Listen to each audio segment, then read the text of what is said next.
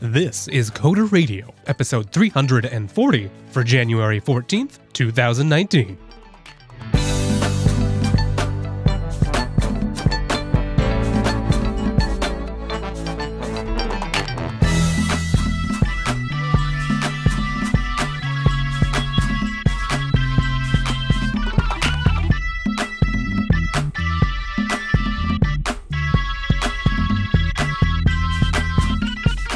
Hello, and welcome to Coder Radio, Jupiter Broadcasting's weekly talk show that's all about the art and business of software development. Now, Chris is off getting married and gallivanting all over the desert, but never fear, I'm here, that's right, I'm Wes Payne, and I'm happy, oh so happy to be joined with Mr. Michael Dominic. That's right, he is the seer of C, the Sultan of software. Welcome to the show, Mike. Hello, Wes. Good to have you today. You know, it is good. There's nothing like getting a week started off right. I didn't do any exercise recently, but I hear maybe someone in your family did. Yeah, in terms of exercise, my wife just ran a full marathon at Disney World, which is in fact, I have to call her Captain Marvel now. It's a rule in the house. You know, I think that you probably should have been doing that all along. That seems good for the long-term health of the relationship. Yeah, she's a beast. She got a gold Mickey Mouse medal and everything. Well, see, that seems like just about the opposite of what we're going to start off talking about today. And we've got a little feedback to the show. You wrote this, so I'm just going to read it, and then you can explain. Mike and Chris are old and boring. Yeah, so wow. Thank you, Reddit. I have to say, since Chris isn't here, this makes it much better for me, Wes. A lot of the vitriol was directed towards him. Oh, not you. You're going to scapegoat this. Well, he's not here to say anything. I haven't seen all of it, So, apparently, Chris and I's desire to have working audio and, Wes, I don't actually know how old you are. I think we're similar. I think you're right. Yep. Mm-hmm. Yeah. But there was a time when I was a 2 to 7 a.m. coder, right? I was the Night's Watch, basically. Call me Jon Snow. Right. Plenty of energy drinks. You're up. No one else is up. You got headphones on. No lights in the room. We're in good shape. Yeah. Most productive hours. Now right I'm in bed by 9:30, 10. Oh. Mm-hmm. But I'm up at 4:35.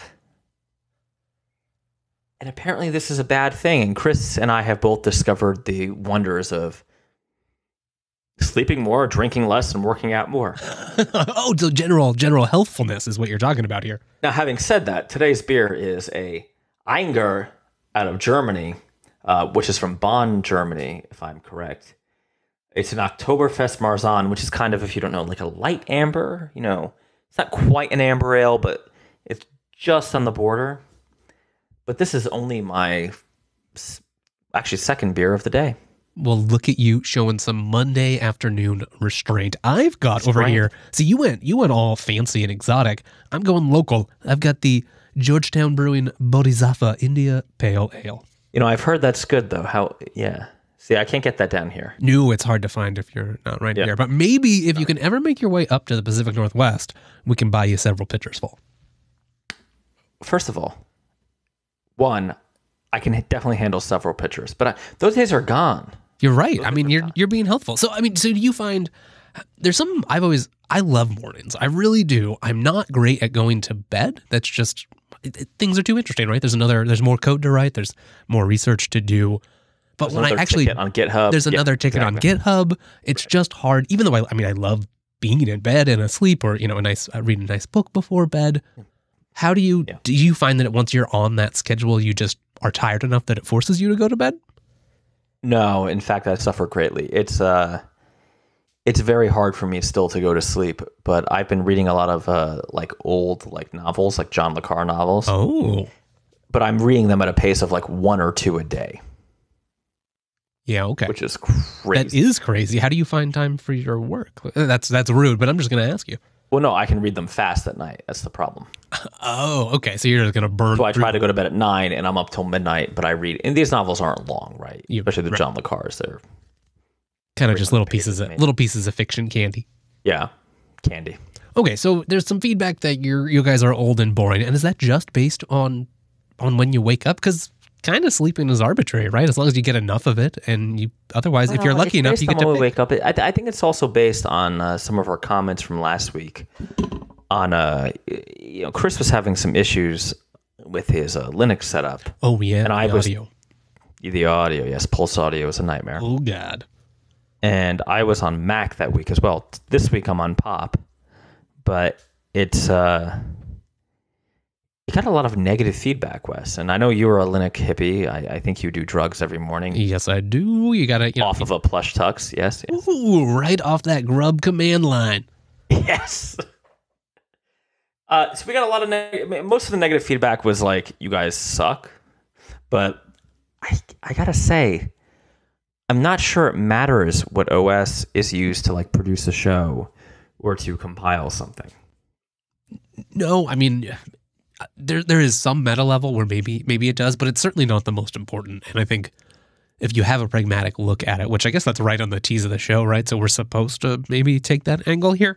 Pragmatic. Yeah.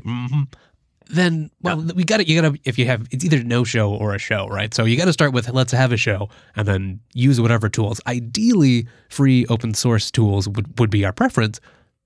But if they're not going to make the cut, well, we have certain quality standards the show really wants to meet. Right. I mean, the other side of this was, and I'm wrapping like 3 different points of feedback into one line. A lot of younger devs, we tend to skew young, Wes, on Coder Radio. Didn't like my comments about documentation and kind of following a process in your software development. Oh, you're coming out pro documentation here. Wow. I'm pro docs and I'm pro testing, which it was not a popular opinion. I'm actually kind of surprised about that. I would think, I don't know, I feel like I see some of the older sets sometimes, not no testing, but maybe, a little more, they're wizened, so they know what to test and what not, and then a little more sort of blind adherence to things like TDD in the younger crowd. So that's kind of interesting. See, what I got a lot was, well, why do I have to document my code? I'm going to lose my job in 2 years anyway. And I don't, again, I do not mean to denigrate any of our listeners. Of course not. I can tell you why you need to document your code. If the system you're writing is important enough to the business paying you to write it, whether you're an employee or a contractor, eventually someone's going to need to change something, right? And they need to know what the hell is going on. I'll keep it PG for our LA. That's a good idea. But right. I mean, especially if you have rather complicated codes, lots of files. I'm thinking way deep down in some horrible Java object hierarchy. Well, the example from last week was Docker configurations. Oh, okay. And any kind of thing that was outside of the Docker configuration that needed a special command to be run on Bash ought to be documented somewhere. Oh yeah, right. I mean, if it's not automated, it better be documented at least. It also, Wes, I love you. It also seems like a part of it too, and maybe I think sometimes process can be overbearing, right? And a lot of this goes back to how we educate, and that varies widely in different companies and organizations, and there's different philosophies on that. But people get discouraged, I think, by having too much process, right? Like, the really rigorous TDD, or like documenting every tiny minutia item. And obviously more documentation, more testing is generally better. But the point, right, is that you're trying to care about the software you write. You're trying to have a holistic understanding and leave some intent for the people coming after you, because sure, you can dive into the code base and you can tweak things and mess with configurations or improve error handling or debug a race condition, but just having a couple sentences about this is the goal this code is trying to achieve, sometimes that can really make it simpler when you come back 5 years down the road. And you also want to be mindful not to screw the person coming after you, right? Yeah. Right. I guess in some ways there's it's sort of the philosophy, and maybe we see this first with tests. I feel like docs gets more of a struggle, or it's less talked about. But that, shipping the code isn't really shipping the deliverable. It's the tests and the infrastructure around it. I want to ask you, because, Wes, I listen to you about twice a week. Because you're so good, I have to listen more than once. I did that. Oh, you flatter me, sir. What do you think? Are Chris and I just getting too old? Is it time for us to go to Elmer's factory and become glue? Or as the right. Should we fight this battle or should we walk away? I think you got to fight the battle. We have a culture right now that skews really young, which isn't bad, right? Youth brings a lot of energy, new ideas, change. Not always good. Cough, NPM cough. But lots of energy to try to fix things. Hang on. Did you just say NPM? I maybe, yes. So not only is it not always good, it's mostly bad. We can have that conversation if we want to have it. NPM is the HIV of package managers. Yeah, Wes can't respond to that. No, it was too. I mean, you almost made me cough up some of my drink here. That was pretty good. So I don't know, but I think we need to have. I mean, as you said, we're kind of the same age. Chris is only a little bit older than we are. It's frightening if you guys are already too old, because you obviously have a lot to do, and it doesn't matter if you triage the tickets in the morning. That's the thing. We're not that old. No, right? I mean, in theory, you should have a couple more decades of productive life ahead of you. No, but they would like to. If you look at the Coder Radio subreddit, we are ready for the kennel, or rather, the glue factory. Now, some of that might just be the things that you focus on. There's a time in life where you're kind of heads down, pushing through, racing, or you're willing to put up with a little more. When you first learn Linux, you're like, oh yeah, sure, I had to spend 2 hours kind of figuring that out and getting the graphics drivers just right. But now it's working and it's great. And then there's a time where you've done that like six times. No one's complaining that I'm on Papa OS right now and I'm using a Galago Pro System 76. Here's a shout out. Connected to my Dell. It's an old, what do they call those? I don't know the Describe it. It's a flat panel NAT screen. It's not 4K. It's like 256. Yeah, okay. Is that 2K? Times 1440 by 1440. Yeah. Mm-hmm. And I've been using this monitor for like 5 years. It's kind of a sweet spot resolution, honestly. It's beautiful. And I have a Thelio coming. I'm sorry. I'm excited to hear you talk about that. But I don't know, every time I have to do like a week or two of Mac work, I get my balls handed to me in the subreddit. I don't even understand. Yeah, I mean, the same thing for Chris. If he edits something on Final Cut because he has a problem, it just seems like, I don't know, like it's cheating on your wife. It's Tux my wife? Because Tux could maybe get in shape and grow some hair. I don't know. I'm just saying. Yeah, I generally tend to have a problem with some of the vitriolic, at least the intentions of it. I think it's fine to generally want creators in this community to use open source tooling. But I think what other people need to remember is that obviously you and Chris think about that, right? I mean, you just paid money for a Linux specific, I mean, it'll run whatever, obviously, but a Linux targeted desktop that's beautiful. And to be fair, I've bought a Raytel, an Oryx Pro, a Dell XPS, a Galago, and the Thelio I didn't pay for. Spoiler alert, a customer actually bought that for me. Oh, yeah. Okay. Sure. That's fine. But I bought a Dell not Inspirano, whatever their big desktop is. And it's running flight simulation software that we wrote at the Mad Botter on Linux. See, that's awesome. And it's just not... It's just like, to say that the little bit of OS 10 or iOS work we do makes us traders, I think is nuts.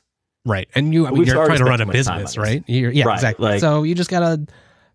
People should know that you respect and try to use free and open source software when you can, and other times someone wants to pay you to make a proprietary app, and you need dollars in your pocket either way. But you know who is wonderful? I'm going to guess our audience?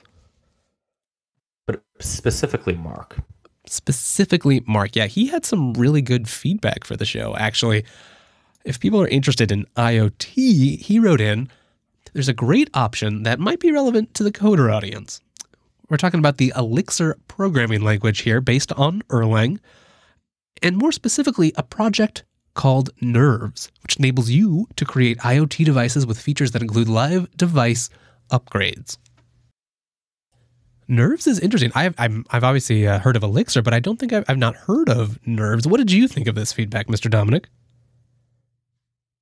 I thought it was interesting. I have to say, since last week's show, I haven't had an opportunity to actually try out Nerves. But if there is a FOSS alternative to Azure Sphere OS, I am going to jump on that. Like, you know what? I'm not going to say the reference I wanted to use because, again, our LA overlords probably wouldn't love it. Has something to do with frat boys. It's yeah, I would definitely prefer that, right? Like, I have to say, I have moved. Like, can I reveal the kimono? Yes, do it. Take it. I mean, it's a weird phrase, but I take your meaning and I want you to lay it all bare.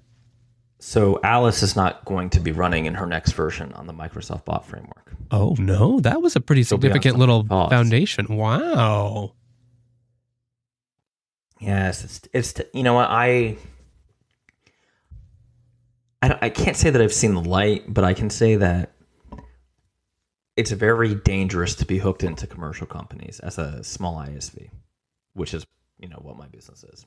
It's interesting how that goes both ways, right? Because often the argument is the other thing, right? It's the argument of like, well, you don't need to specialize. You don't need to be doing this. Pay some other company to do it so you can focus on whatever your core business model is. Well, the problem is, though, you're limited in what you can build by the boundaries of that framework or that toolkit they give you. And I think the Microsoft Bot Framework is great. Don't get me wrong. I encourage customers, if they need a bot, it's one of the cheapest and most effective ways to get a bot. You can write it in JavaScript. You can write it in C#. But I think the JavaScript SDK, apologies to C# people, is actually kind of better because it doesn't have all the ASP web crap associated with it. But God, if you're already writing in Node, which is just a nightmare in itself, there are so many better open source options you could use. In fact, I found a great one for Kotlin that I'm evaluating and hoping to have on the show in a couple weeks. And let me tell you, it's damn powerful having the JVM for bots. I don't know if you know this, OpenNLP. Wes, are you familiar with that at all? Yeah. Well, that's a Java Apache Foundation library, right? It sure is, yeah. Works seamlessly with the Kotlin runtime. Nice. So you just plug and play. So were you worried at all? Worried at all about overhead or anything like that running on the JVM? Droplets are so cheap. I mean, yes, that's certainly true. That's like my answer. I don't even know what to say. Droplets are just, I'm not worried about it. No. So back. And by the way, oh, go on. Runtime, or it would be the .NET Core runtime, which are just as heavy. Yeah, or similarly heavy, depending on the the workload, right? Yeah, either way, you're going to end up. You're paying for it. Yeah, exactly. I mean, and you want those niceties, right? You don't want to have to go write C. You want someone to handle a lot of those things for you, and exactly, a lot of engineering hours have been poured into that, and that's probably some of the same things that this Nerves project is trying to take advantage of. Yeah, I think so. I'm going to check them out. I think Wes, you should check them out. Maybe a Clojure wrapper. Oh, yeah, that could be good. And actually, Elixir has a lot of stuff I really love from Clojure. First class, immutable, fast data structures. And it's already got this, when you're doing bots or IoT or serverless or any of those things, you're already kind of running in a distributed world. And honestly, right, like we talk about programmers or development, but a lot of us end up being distributed systems engineers in one way or another, just because, well, the database is over there and my client's over here, and maybe there's a GraphQL server in front of this, and you end up with like a dozen different frameworks and pieces together. So it's nice that the whole Erlang platform, right, they've got their own Beam VM, BEAM, and it's designed with that in mind. They've been doing, multiple concurrent actors running phone switches for decades now. So I don't know about Nerves. They admit that it's young, but claim it already powers rock-solid industrial products. Sounds great. Yeah, thanks, Mike. That's great. And if any of you have other projects, maybe you're working on IoT or bot frameworks, and there's a framework free and open source or otherwise that you're enjoying or despising, you can tell us about it at coder.radio/contact. So, Wes, can I tell you why I'm sad this week? I thought you already did, but okay, you're sad for other reasons. Wes, I'm living in a world of depression. All right, well, let me be your therapist today, Mr. Dominic. Lay it on us. Doctor Noble yes. Payne. I thought that the iPad Pro 2018, and I know this isn't your thing, so patience, with its USB-C port, would be an open interface that I could just, open a BSD socket and work with, right? Right, that you would just be able to connect to it like a regular interface that you could write an application that had a peripheral that plugged into it or talked any of the various protocols supported by that connector. Hundreds of protocols, right? In the Unix world, there are literally maybe even thousands. So what I found was there was something called the I/O kit. And we have a link in the show notes, the Apple Developer Forum. They just have a kit for everything, don't they? They have bathroom kit, I think. Seriously, it's like, okay, what do you need? Oh, that's the built-in bidet on the iOS platform. The bidet. Great. You know what? I would love a bidet. We could talk about this. I would love a bidet. It is weirdly out of date, and a lot of it's deprecated now, so I'm not sure what that means.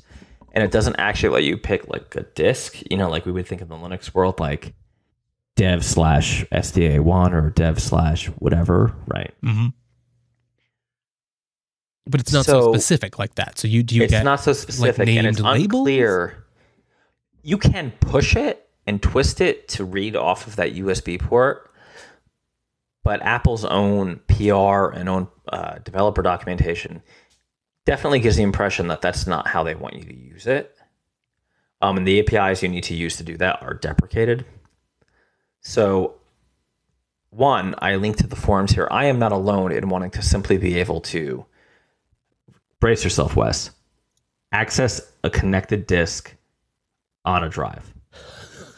So I was going to ask you about that. So your use case here is to be able to plug in like an external hard drive? Well, there's a couple things I would do. I'm plugging in a hard drive. I also would like to be able to plug in a like Raspberry Pi board and actually like program the board from an iPad. Oh, to be able to flash it from... Just like flash it from an iPad. But even a simple case, the normal USB things. Right. I want the USB-C port to actually be a USB-C port, right? Mm-hmm. It seems like at present that is not the case. There's an Apple Developer Forum that's depressing. I don't even know what to say. I mean, it comes down to these are the cases that are allowed. You can try anything else you like, but you have to get through app review. Well, of course you have to get through app review, right? Right, but it's kind of like if you try something new, you need to develop. You can't like call up and say, "Hey, I have this idea for an app. What do you think?" You have to develop the app first, and then if they say no, guess what? Nothing, right? You're out of luck. Zero options. Right. So that's pretty disappointing. And they mentioned specific cases that they support. Music through Apple Music and photos through photos.app rather. So it seems to be the case that while it is technically possible to access the USB port on the iPad Pro 2018, I can't say for sure because I did it. I did call app review, and they kind of laughed at me. Oh, really? Yeah, I just couldn't get through. They said we don't comment on unsubmitted apps. And the young lady I spoke to said, "Submit your app, and I'll let you know." That is just not a workflow. Okay, maybe for a big company, but as an independent developer, how are you supposed to do that? Well, it means I can't do the project. You can't even explore working on what might be a pretty neat app. So it's kind of like, it seems like they don't envision the iPad Pro as an actual full-powered workstation computer. They see it as something, they call it a computer. They see it as something else. I'm hoping in the next version of the iOS SDK, there is some Apple approved. I can imagine it using shortcuts, which is an Apple. It's basically the crappiest implementation of Unix pipes I've ever seen in my life. That's what I was about to say.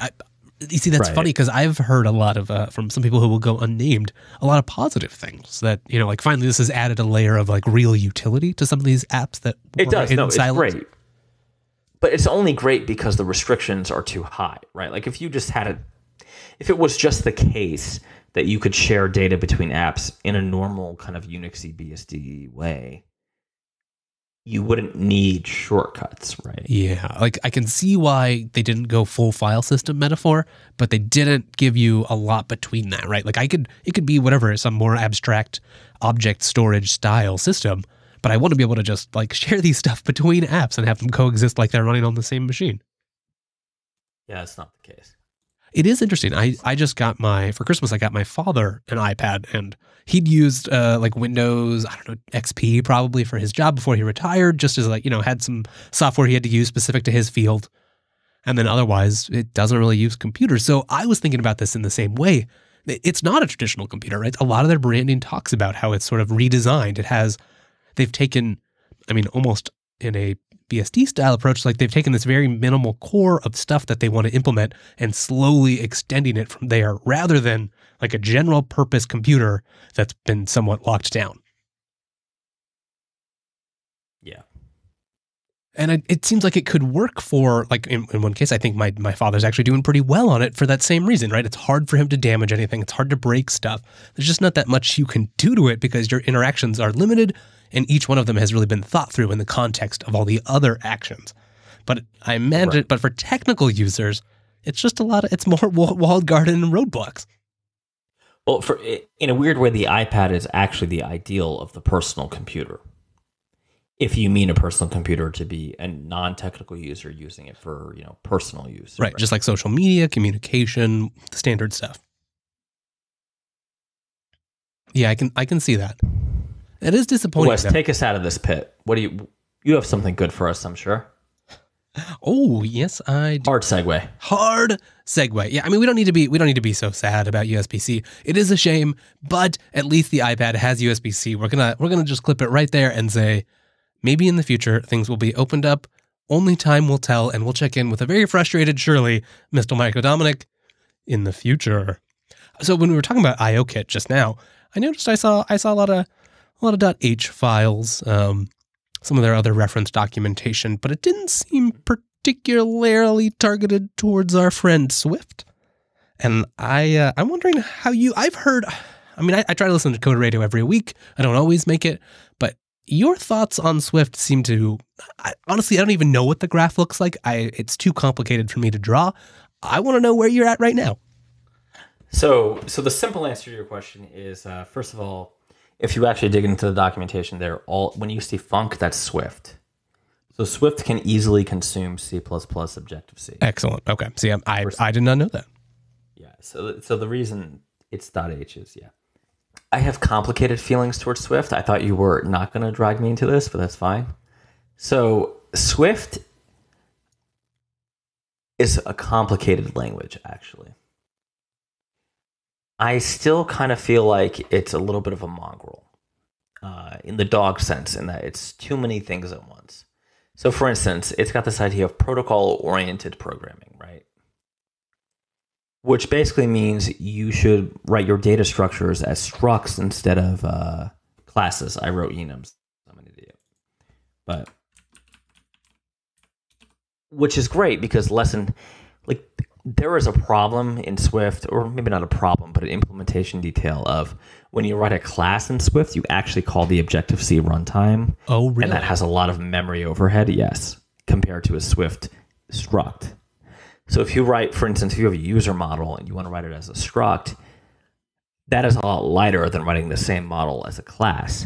Now, there are some disadvantages of it, the big one being, in practical terms, that you cannot subclass a struct, right? Because there's no such thing. Right. Yeah, it's not. That makes perfect sense. So it's interesting. Like a lot of the supposed speed gains by Swift are by avoiding using OO. Right. It's right because they've stolen some of the fancier functional programming style things, right? So you can do all that stuff at compile time. You have all these structs that implement various interfaces. Exactly. It's structs that implement various, what Swift calls protocols, but are effectively fancy interfaces with some extra sugar. Optionals, I think in Swift are solving a problem I'm not sure that real people have. So let's talk about that more. Optionals, are we talking about like the maybe monad? Kind of. It's slightly different. So for instance, if we had like var Mike's var Mike _ name string :string, and we put a question mark on the inner string, that's an optional. Swift does, and this is, monads do the same thing, they unwrap it, but the way the Swift kind of runtime implements that is, it's very strange.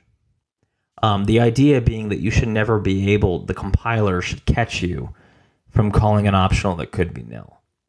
Right. But So you've already accounted for it at a higher level of abstraction, and the compiler can read it. Well, no, if you have an optional and it could be nil, you have to do something with it. Right. Oh, yeah, you have to handle the case of this might be nil. Right. But it really makes your code kind of crappy and messy. You end up in these weird pyramid structures like if nil or if unwrap, whatever, right? There's a million ways to do it in Swift. Where it's just like, I would love to know, and I'm sure there's no way to find this out, how many people who are writing Objective-C actually crash their applications because they forgot to initialize a variable. In like real world cases. I'm not talking about like during dev time. Right. You're talking about like problems out in the production world of production errors that users care about and are having was like nullability, was stuff like that. Was that really a problem? Was that the first thing on the list that needed to be solved? And is it worth the overhead of reasoning about it so explicitly? Because the level of complexity that the optional Swift system brings to Swift is just much greater than handling values, variable values in Objective-C. Now, it's interesting because you come from more of a functional world, right? You might tell me, well, this is just how life is. Well, actually, it's interesting. I think that's one. It's an ergonomics question in some ways, right? You can have arguments about safety and other things, but at the end of the day, you're probably paying developers to make products for users who are paying for it, and they want. I mean, speed has to be a factor as much as correctness at times. Obviously, you want correct code, but as you say, there might be some times where it does add a lot of overhead, and there are other ways to deal with it. Stuff like nil punning from the Lisp world, maybe. Obviously, there's tons of languages. What is that? If you can just jump in.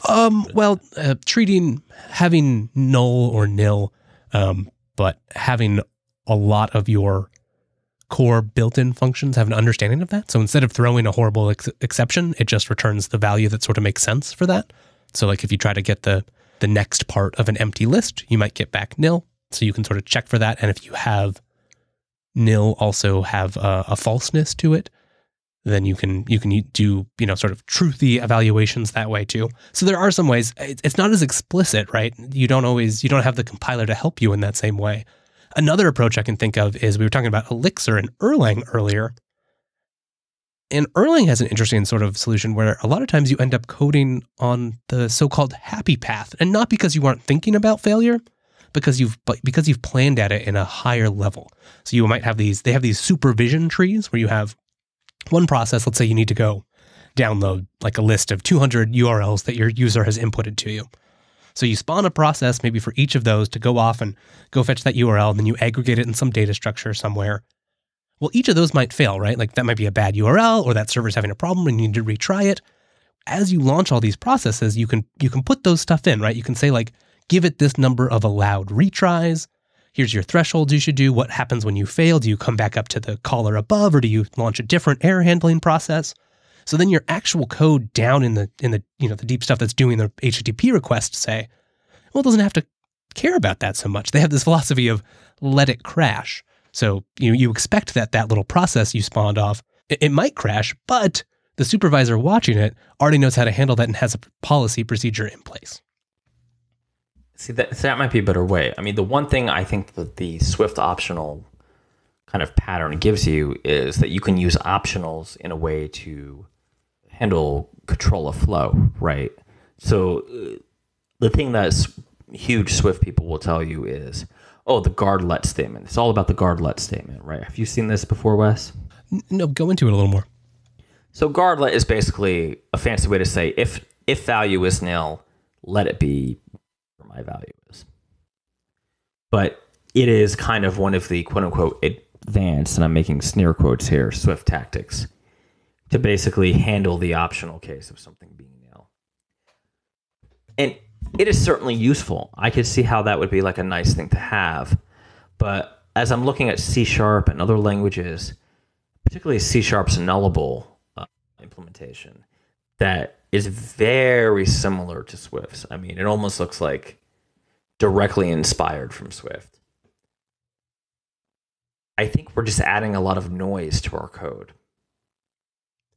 Right. I mean, I suppose this comes down to another question of like, where do you do your validation? Is it throughout, or do you have sort of firmly validated borders at API calls or other gateways between libraries? And then do you just sort of assume things are working with, ways to report exceptions? Or do you have something more like this where it's type checked and everything is through and through validated, and you have rigorous error testing at each and every level? Right, because if you had already, I'm looking at an example here, right, where they have multiple guardlets, they're grabbing name field.text and address field.text. So they have options here, right, where so they have this guardlet, they have a way to handle, well, what if this is nil, which is great, you do want to handle that, but maybe you also had a function somewhere else that already validated this whole data, turned it into a type that had everything there that wasn't nillable, and then you could pass it on to a simpler function. Yeah, I agree with that. I mean, I think it really comes down to, is this a problem that really needed to be solved? Yeah, okay. How would you compare it to, you were mentioning Kotlin earlier in the show. I have just heard rave reviews for how Kotlin handles null. And so how would you compare those two? I think Kotlin's null handling is less heavy-handed. I think it's a lot better. Now, Kotlin does come with a requirement to be compatible with the Java and the JVM. Yep. Yeah, sure. So it can't go quite as extreme as Swift. Right, yeah. But I mean, as a compiled language, Swift can kind of reach farther. It has less overhead, doesn't have that giant VM with it. Right. I mean, my general argument against Swift is that they've gone too far with this optional stuff, right? So I wonder if there's an analysis, like when you look at how people use Scala, it's all over the place. But you see some shops where they were trying to get people from Java to come over to Scala, and they had people there who were, maybe former Haskellers or just really hardcore functional programmers. I've seen a lot of people who they were interested in some of those techniques, but it was just like, it was a little too much, and it didn't focus on the top 5 problems that they had with Java. Like people, you want the not having to type types everywhere. You want inference, you want those things, but maybe you don't need to have learned like a dozen things from category theory. Yeah, see, this is you've hit the point exactly. So in episode 104 of Coder Radio, I was pretty negative on Swift when it was announced. It's legendary. I freaked out. 104, everybody. Go give that a re-listen. If you look at Swift and say, does this solve the problems of Objective-C? Well, first we'd have to agree on what the problems were. My argument, Swift solves the problem of Objective-C being kind of hard because it's basically not basically, it is a superset of C, right? Like you have to know C to do Objective-C. Right. And you have to know pointers, which I think Swift removes you having to know pointers. Right. And that is something of a mismatch, maybe. It sort of depends, right? Because the targeting, like app you might be building could be different. And sometimes you might be building a simple app that does presentation pulling from some API. Okay, you probably don't care about pointers in that case. You're not doing anything fancy. Exactly. But they also removed one of the powers of the Objective-C runtime, which is being a messaging model where, calling, like in Java, calling something that a nil object is a null runtime exception, right? Yeah, famous NPE. Right. You can actually send a message to a nil object in Objective-C. Almost like of small talk heritage. It is a small talk heritage, exactly. Swift gives that up almost completely and says that if something is nil, something is wrong, which I just don't think is the case. If you're writing a complex application, it's my opinion that a language ought to be looser, not tighter, where Swift wants to try to solve every problem at compile time. The challenge with that is the code is, it can become really complicated. You have to understand a lot of concepts like unwrapping the value of a variable. You have to understand like when structs versus classes are right. Reference by reference or reference by value. And there's all kinds of weird edge cases that I think Swift actually adds, where Objective-C was an incredibly simple language. It's C. Right. Once you got past the C part. Once you got past the C part, the objective part is super simple. And I think Chris Latner, who developed Swift, would say the problem with Objective-C was that it was C. Right? Like, I just think that just took the completely wrong design path, right? Like something closer to a C sharp. And the irony now is, of course, the C sharp is actually embracing the concepts of Swift. So Swift, even for our listeners who are not Apple people, Swift is going to influence your work either way. Yeah, that was kind of going to be my next question here is, there are obviously trade-offs, but is Swift the future? Does Swift have, even if you're not going to switch to Swift today, does Swift have stuff that developers should be paying attention to? Well, there's definitely a class of people inside of these big platform companies, Microsoft and Apple particularly, who feel that runtime null exceptions are a problem. And the Swift style of handling quote-unquote optionals, again, near quotes, I mean, just the fact that Swift and C Sharp are embracing it, C Sharp 8 is embracing it, that's huge, right? There's a lot of developers who work in those languages. Yeah. C Sharp more than Swift. So it may just become that, the best practice is nil, or C Sharp calls it null, right? We have nil and null can mean this idea things, of right. Nothing, of no value. Yeah. Right. It is definitely, geez, I don't want to say something too crazy, but I feel like this is the end of the small talk heritage in a lot of ways, of the idea of message sending. This is it. This is full compiled. Everything at compile time. Oh, yeah. No, I think you are spot on there. We have lost, and I think it's a shame that not more people have experienced the dynamic nature of small talk. I mean, you were in a whole system designed and explorable and changeable by you. And when you go really heavy, static types and all compiled beforehand, there's obviously a lot of benefits, right? From speed, from reasoning about the application to IDE benefits, but you do lose that dynamic nature. Yeah, you definitely do. So it's hard to go, you can't necessarily easily, some things you can, but go pull up a REPL inside your application and investigate it, or go inside and explore values at runtime. Well, and there's just a lot of extra CRUD code you have to write just to handle all the compiler's demands, where you might know that something will never, ever, ever, ever, ever be null or nil. But the compiler forces you to name it an optional, right? Yep. I think one thing we're hitting on is, obviously one goal of programmers is to be able to understand the applications they develop. And oftentimes we're in zones where you can't have the whole pipeline in your head, right? It's just too big. And so I think that's where a lot of the value and motivation for some of these more heavy-handed static typing applications come from. Personally, though, I mean, I think kind of what you're maybe getting at is simplicity is also important. And while simplicity is maybe one of the key ways that you can get to actually reasoning about your program. And maybe the compiler helps you less, but if the result of that is you have a simple 3-line function that you can just read and understand, that might be worth it. Yeah, I think the best programming language gives you very little tools and is just very simple. That's one of the things I love about Objective-C. For everybody's complaining, but for a large percentage of the community is complaining, Objective-C was actually extremely simple language. You sent messages to objects. You had all the C, if everything at that level was a C, right? All the control flow statements, if, while, whatever. And you had a few add-ons to that, but that was it. Anything else you wanted to do, you had to pull in a library and implement it that way, or implement it yourself. Where I feel that particularly Swift is trying to say everything's built in. And where is Swift well, kind of. Is it functional? Kind of. Is it protocol oriented? Whatever that means, kind of, right? It's basically everything to everybody while being nothing to no one. And then I guess that is a danger of broad languages sometimes, is you don't have one set right way of doing things. You don't have one target audience. You are general.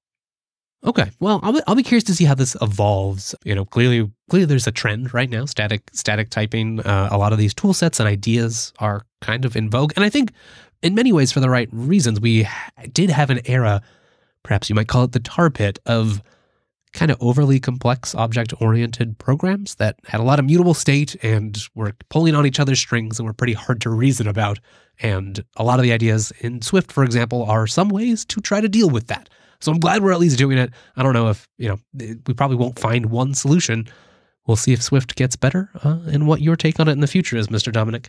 I'm curious. I just saw you over on that there Twitterverse tweeting away about serverless.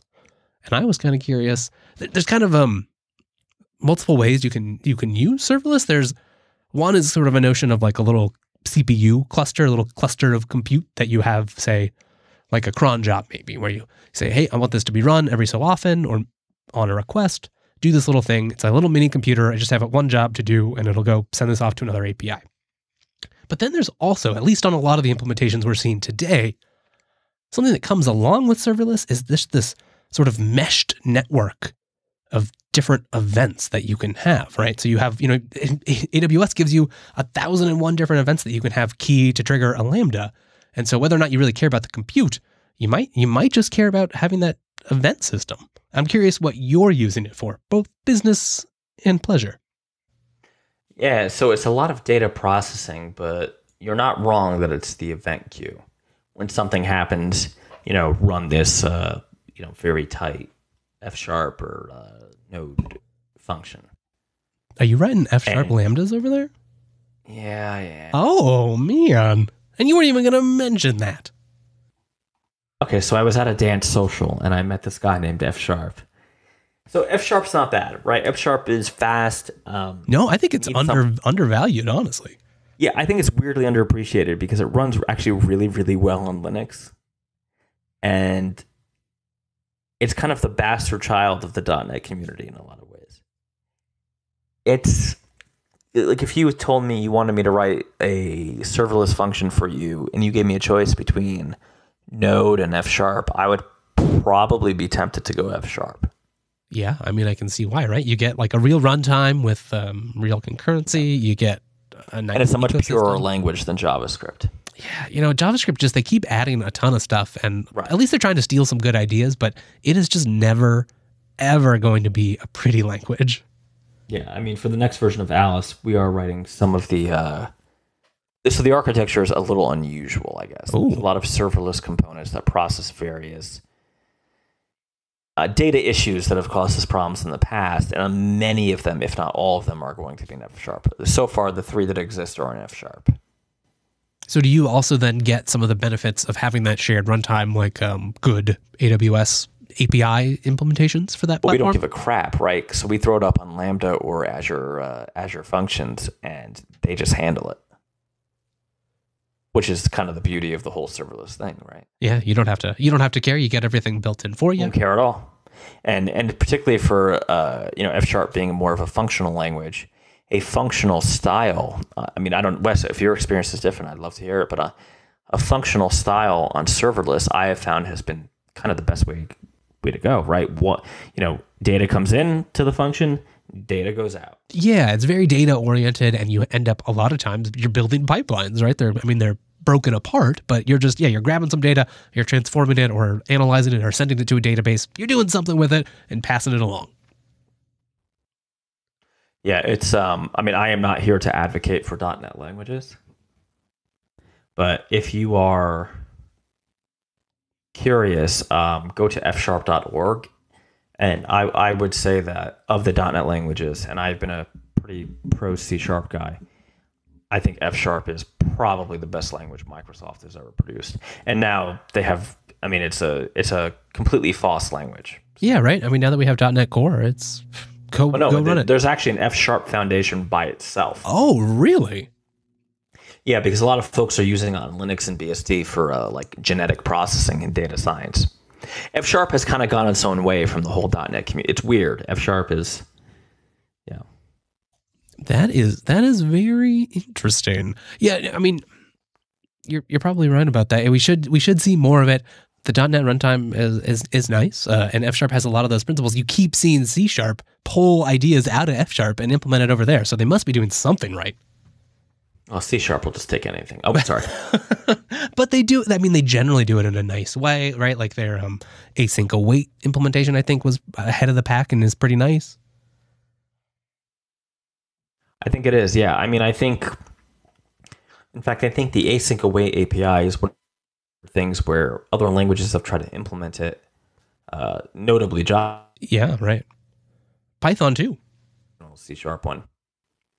Who did it? I mean, Python has it's not quite the same, but explored similar ideas in the asynchronous world.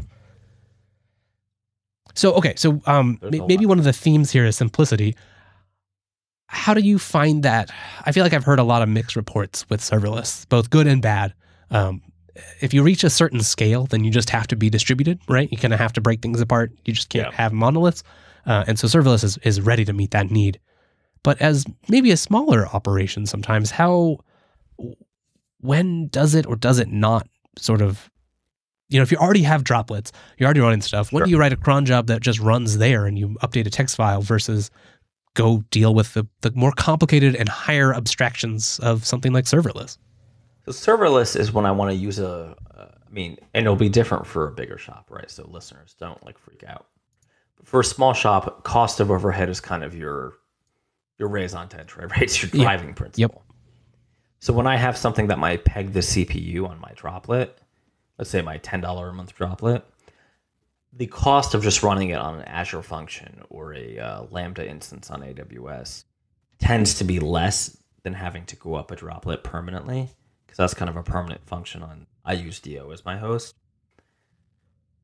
Those are the kind of things so for instance, we used to have an old version of Alice that processed via OCR PDFs. That always pegged the CPU. Oh yeah, right, sure. You're doing a bunch of graphics work. We threw that into an Azure function droplet running an F# library with some custom code, obviously, to function, and then to process the PDF and then send back whatever relevant data back to the DO droplet. It's that kind of thing that we're using it for. Yeah, okay. So that makes a lot of sense. So it's not kind of what I was thinking is you can end up with these, what used to be a bunch of code in one library for whatever language you're running that's split up into 6 different things that are each, with queues in between them, which are great, right? Like queues can be wonderful for decoupling, but you also then you come to the operational side and now you have 6 different queues that the back pressure you have to monitor on and understand where things can fail in each of the phases between the pipelines. But I guess if you're using it as more of a standalone thing, something a little bit simpler that just sort of runs and churns with a little bit of data and puts it somewhere else and you don't have to think about it, then it makes sense. I'd been looking... Well, and it's a big cost saving too, right? It's a performance and cost saving. Right. So even if there was a little bit of operational overhead or just having to adopt this new system, right? Integrating whatever monitoring you already had with the rest of the AWS stack, the fact that it's pretty darn cheap if you're not doing crazy things with it, that's a big seller. Exactly. Well, and it's cheap if you're only doing stuff every once in a while with it, right? Right. It doesn't have to handle every request, but if it does enough of those background jobs to just keep the data fresh. Yeah, that's exactly it. Interesting. I've been looking at so it's by the consultancy Cognitech that makes Clojure, actually. They have a new project. They've got this fancy functional sort of database called Datomic. And they recently launched it as a AWS marketplace application. So you can go spin it up. It costs a production, the base version is probably $1 a day. It is proprietary, so that's not great. But they have an interesting new feature called Ions, which is trying to leverage some of those, the serverless idea. So they, you go buy their system, they'll spin up with all the necessary stuff. They've got a DynamoDB, they've got a Postgres instance. It's all managed, already spun up. They have all the CloudFormation written for you, right? And that just happens. And they've got a super tiny, simple wrapper. And the rest of it you do with the tools you would already use, the command line tools for developing Clojure and Git. And then you basically write pieces of code, commit them and push them, and then it does the rest. It will spin up new Lambdas for you. It actually has a little proxy thing that runs that you configure. It gets a call, and then all your code actually runs on the database that you're running already. So it gets code locality with the database, And you don't have to manage or talk to any of the AWS APIs. You just like add a new function, add a little metadata that says like, oh, this is going to be a new Ion, push it up, and then everything updates for you. Now, do I have to interface with this enclosure or? No, you don't. A lot of the benefits are better if you do, but Datomic has APIs for all kinds of stuff. I just thought it was an interesting take of like, people clearly like the on-demand, they like the performance and scaling models of serverless, and they like having access to all of these, like the rich infrastructure of AWS events, but maybe they don't like, I mean, I don't love CloudFormation, I don't love dealing with and deploying on AWS that much either. Yeah, no, I'm not a huge fan of that whole model either, yeah.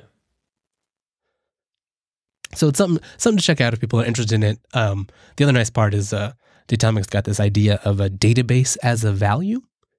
And so instead of having to worry about, basically reads are essentially free all the time, and you'll never get, like, you request data at a time and it never changes out from under you. You just get this like immutable value.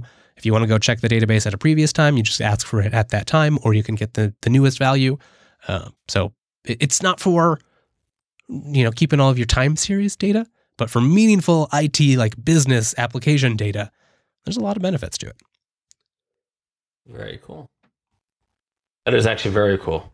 Yeah. We'll have some links. This is episode 340, so coder.radio/340. You can go find all the links to everything we've talked about. You can find the past episodes. Mr. Dominic, where do you want to send people this week? I would like to send them to themadbotter.com. Ooh, yeah. Stay looking out for more updates. It sounds like Alice has quite the future ahead of you. How about at Noble Payne on Twitter, huh?